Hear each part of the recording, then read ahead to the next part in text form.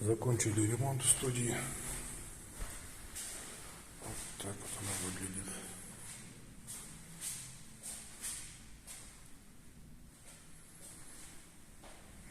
Кондиционер.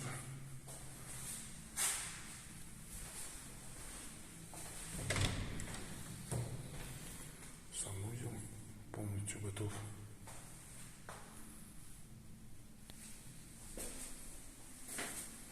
Люк скрытого монтажа.